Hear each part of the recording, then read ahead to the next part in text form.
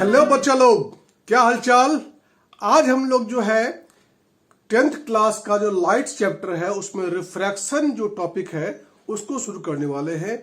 बच्चों, ये टॉपिक जो है बहुत ही इंटरेस्टिंग और बहुत ही ज्यादा इंपॉर्टेंट होने वाला है बच्चों, इसलिए इसको ठीक से समझना है और समझ के ही जो है वीडियो खत्म हो जाएगा तो आप लोगों को पूरा समझ में आ जाएगा।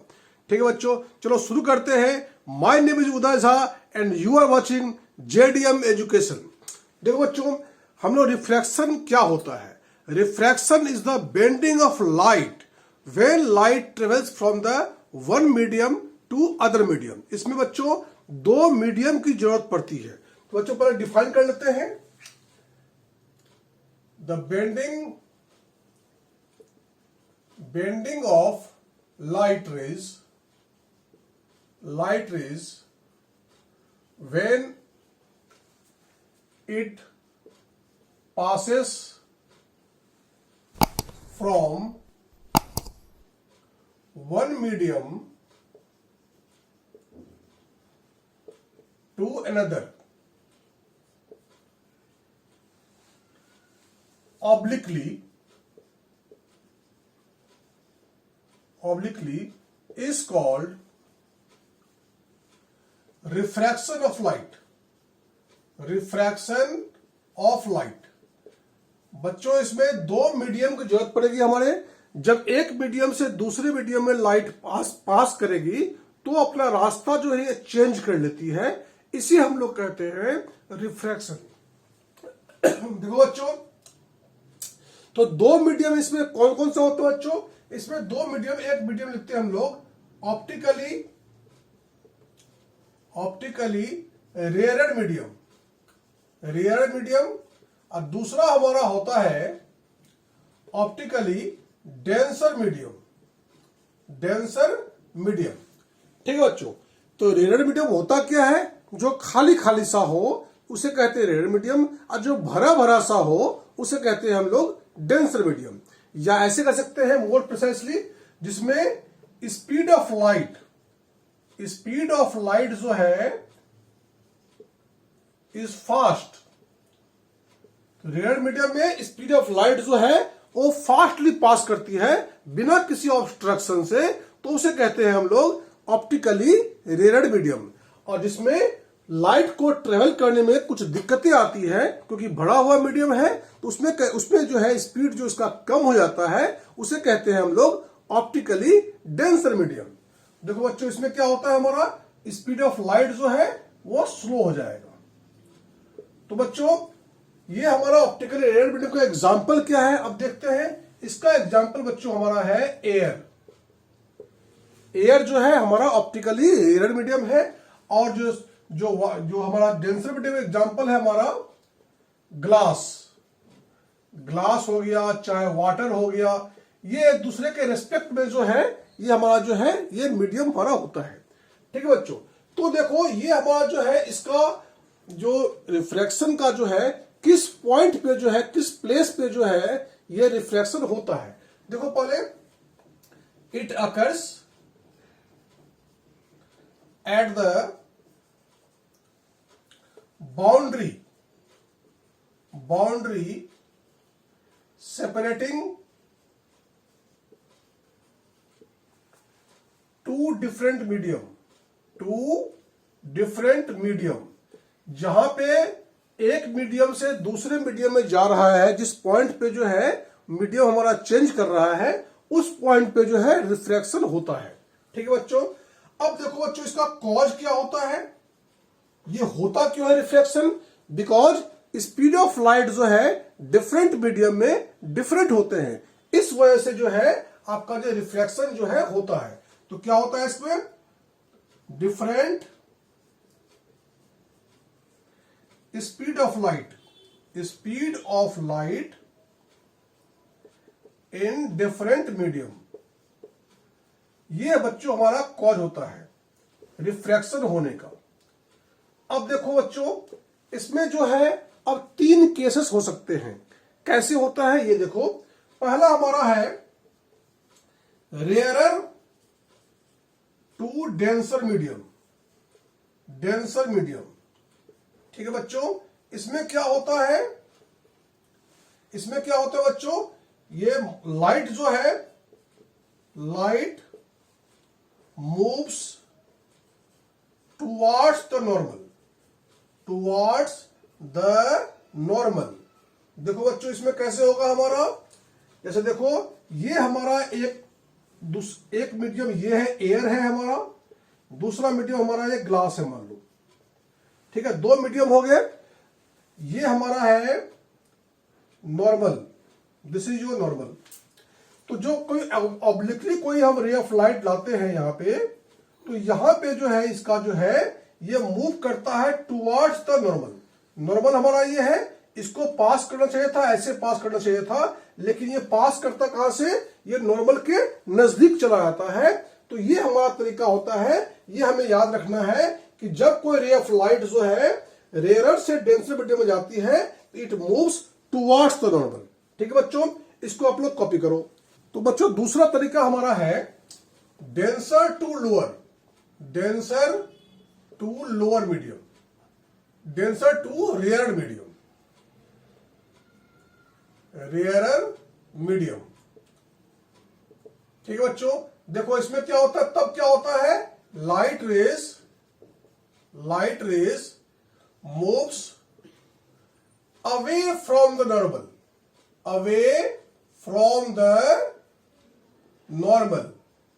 मतलब बच्चों क्या हुआ हमारा कि जब कोई रे ऑफ लाइट जो, जैसे दो मीडियम हमने लिया है, अब इसको हमने मान लिया है ग्लास, ये हमारा हो गया एयर। ठीक है बच्चों, अब देखो ये हमने लिया है नॉर्मल, कोई रे ऑफ लाइट ऑब्लिकली अगर यहां पे आ रही है, ठीक है, तो जो है ये ऐसे, इसको जाना चाहिए था ऐसे, लेकिन नॉर्मल के और दूर भागती है, देखो ये यहां चली जाएगी। ठीक है बच्चों, तो जब डेंसर से रेयर मीडियम जाती है तो रे ऑफ लाइट जो है moves away from the normal. ठीक है बच्चों, ये हमें जब उल्टा क्या था हमारा, रेयर से डेंसर में क्या था, it moves towards the normal, denser से नॉर्मल रेयर में क्या हो गया, it moves away from the normal. ठीक है बच्चों, ये हमें ध्यान रखना है, इसी का जो पूरे चैप्टर में यूटिलाइज होगा हमारा। एंड थर्ड पॉइंट हमारा, ये तो हमारा केस 1 था, ये हमारा केस 2 हो गया।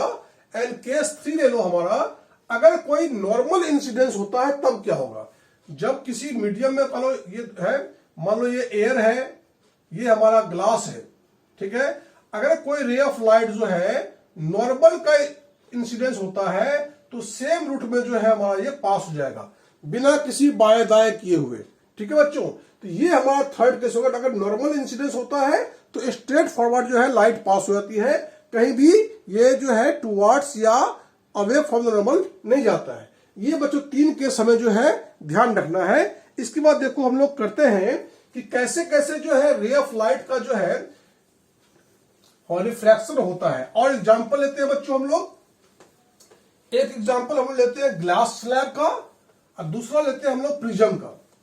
ठीक है बच्चों, देखो ये हमारा ग्लास स्लैब है, ये हमारा ग्लास स्लैब है, इसको हमने जो है, ये हमारा जो है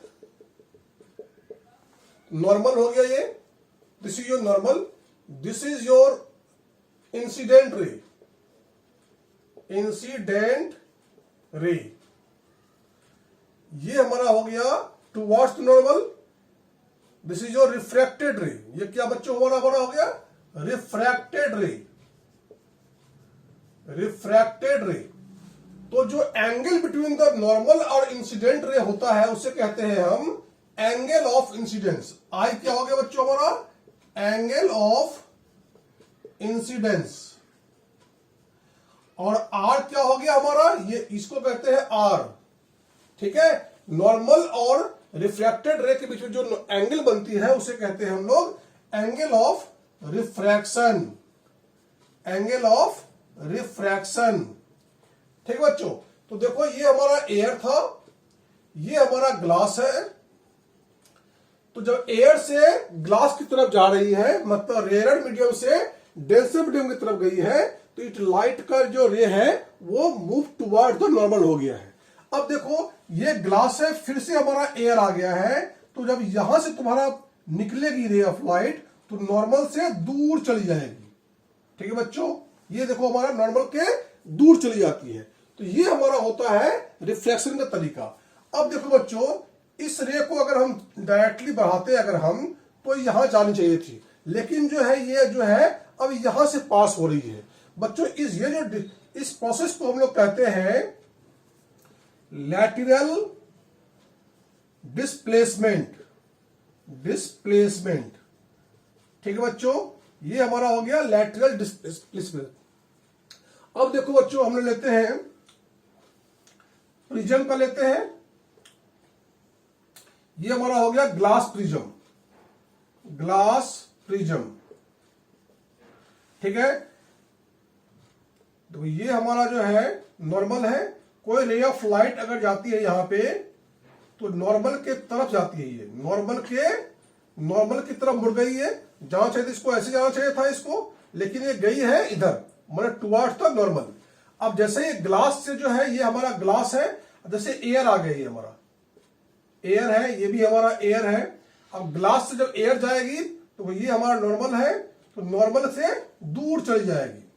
ठीक है बच्चों, तो ये इस तरह से जो है हमारा जो है, इसको अगर हम बैक कर दे इसको हम, तो यहां मिलनी चाहिए थी, यहां ना मिलके ये जब रेयर से डेंसर में गया है, it moves towards the normal. और जब डेंसर से रेयर में जाता है तो जो है it moves towards the away from the normal. ठीक है बच्चों, इसको बच्चों आप लोग कॉपी करो और जो है प्रैक्टिस करो। बच्चों अब हम लोग पढ़ेंगे लॉज ऑफ रिफ्रैक्शन। क्या बच्चों? Laws of refraction.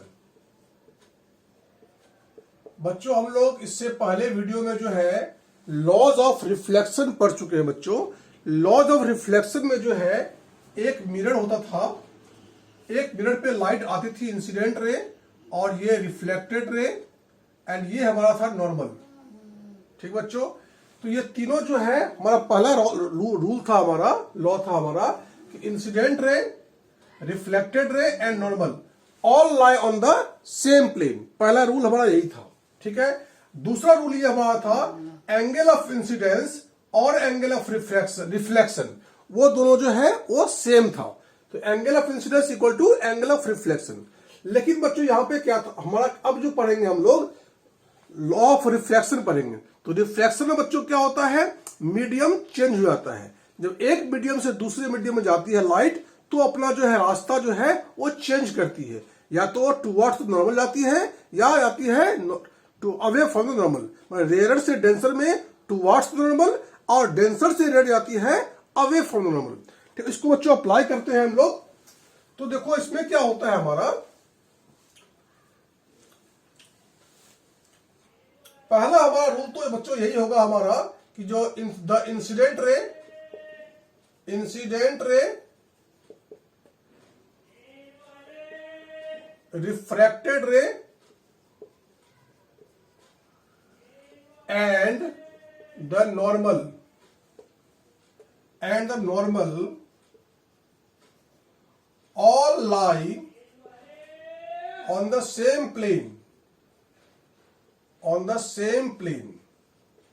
ठीक है बच्चों। अब दूसरा पॉइंट हमारा समझना पड़ेगा। दूसरा पॉइंट समझने के लिए क्या होता है बच्चों, इसमें क्या होता है, जैसे मान लो हमने जो है रेयर से डेंसर मीडियम में मैंने बनाया, हमने ये नॉर्मल है, ये हमारा टुवर्ड्स द नॉर्मल चला गया, ये मीडियम वन, ये मीडियम टू, मतलब ये रेयर मीडियम है, ये डेंसर मीडियम है। ठीक है, ये इंसिडेंट रे, ये रिफ्रैक्टेड रे, ये हमारा होता है एंगल ऑफ इंसिडेंस, ये हमारा होता है एंगल ऑफ रिफ्रैक्शन। ठीक है बच्चों, अगर देखो बच्चों ये हमारा, अगर इस एंगल को अगर हम चेंज कर दें, मान लो यहां पे हमने चेंज कर रहे हैं, चेंज कर दिया अगर हम, तो ये भी हमारा चेंज हो जाएगा। एंगल ऑफ इंसिडेंस अगर हम चेंज करते हैं तो एंगल ऑफ रिफ्लेक्शन भी जो है हमारा चेंज हो जाएगा। इसको मान लो हम I1 लेते हैं, इसको लेते हैं हम R1। तो देखो क्या होता है, इन दोनों में जो है हम एंगल को चेंज कर सकते हैं, लेकिन एक चीज ऐसा है जो हमेशा कांस्टेंट होता है, वो बच्चों क्या होता है, sine I upon sine R। इस केस में हमने लिया है sine I by sine R equal to, देखो यहां पे साइन I1 है, साइन I1 है upon sine R1।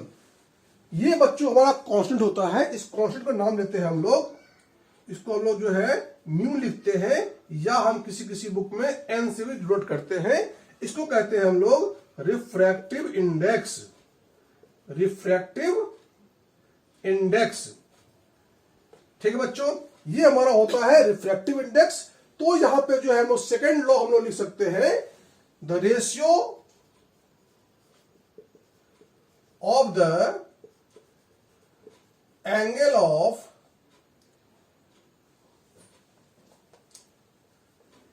ratio of the sine of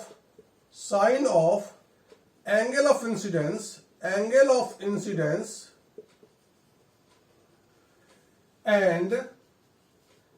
angle of sine of angle of refraction is constant, ठीक है बच्चों, which is called refractive index, ठीक है बच्चों। रिफ्रैक्टिव इंडेक्स समझ में आ गया आप लोगों को। अब देखो, अगर तुम्हारा इसका हम लोग रिफ्रैक्टिव इंडेक्स जो है μ1 लेते हैं, इसका हम जो है μ2 लेते हैं, ठीक है बच्चों। इसका जो है मान लो इसमें जो ये एयर है, मान लो ये हमारा डेंसर मटेरियल है, ग्लास है, इसका जो है V1 जो है V लेते हैं, V1 लेते हैं, इसका V जो है 2 लेते हैं, ठीक है। तो इस केस में क्या हो जाएगा, हमारा जो हमें ग्लास का जो है रिफ्लेक्टिव इंडेक्स निकालना है, तो μ2 अपॉन μ1 इक्वल टू हो जाएगा V1 अपॉन V2, ठीक है बच्चों। इसको लिखने का तरीका हमारा है कि μ1 μ2 ये 2 respect to 1, refractive index of medium 2 with respect to 1, ये हमारा होता है V1 अपॉन V2, ठीक है बच्चों। तो अगर V1 और V2 जो है, अगर स्पीड हमें डिफरेंट दिया गया है, तो हम लोग रिफ्रैक्टिव इंडेक्स जो है निकाल सकते हैं।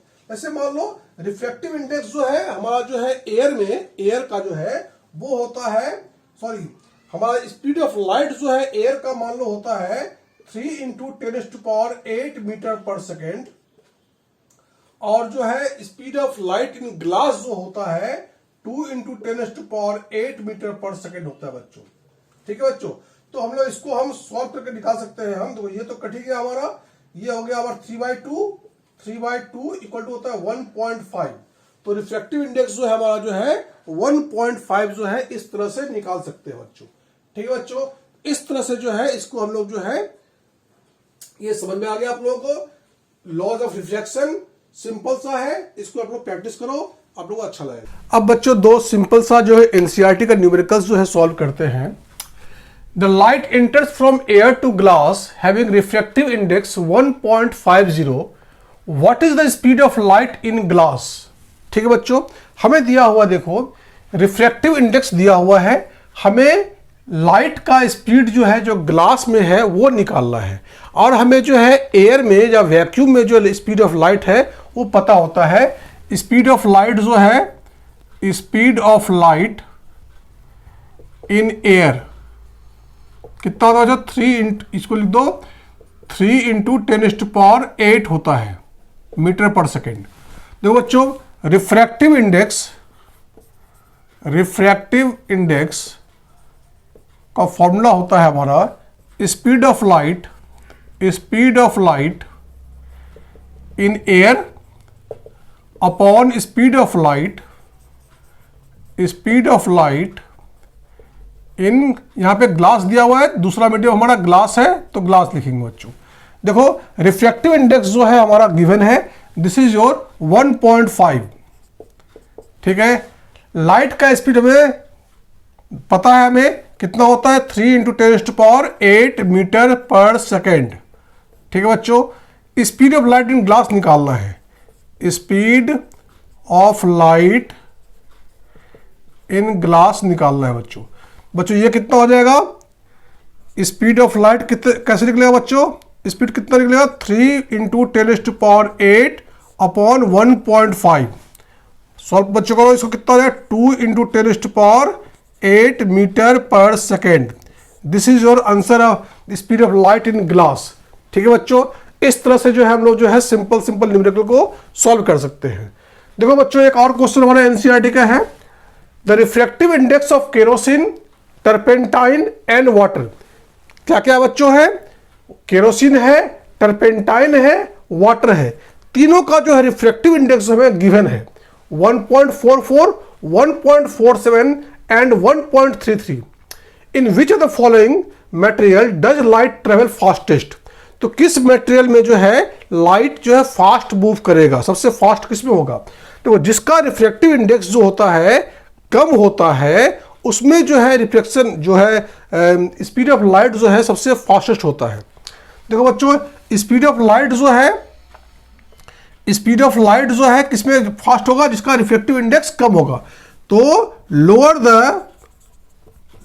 The refractive index faster is the speed of light। देखो बच्चों इसमें क्या हमारा है, सबसे कम किसका है, हमारा वाटर का है। तो वाटर का जो है सबसे कम हमारा है, so water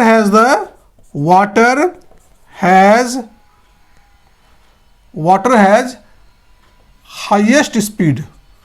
in water highest speed होगा, highest speed of light among the kerosene and turpentine. ठीक है बच्चों, इन तीन में से हमें पता करना था जिसका रिफ्रैक्टिव इंडेक्स कम होता है उसी में से जो है हम लोग का लाइट की स्पीड जो है फास्टेस्ट होती है। तो बच्चों इसको कॉपी कर लो इसको और प्रैक्टिस। बच्चों ये वीडियो आप लोगों को कैसा लगा कमेंट करें, अगर अच्छा लगा है तो लाइक कर दें, अपने फ्रेंड्स को शेयर कर दें और अगर इस चैनल पे नए हैं तो सब्सक्राइब कर दें बच्चों। चलो ठीक है बच्चों, मिलते हैं फिर अगले वीडियो में। Thanks for watching.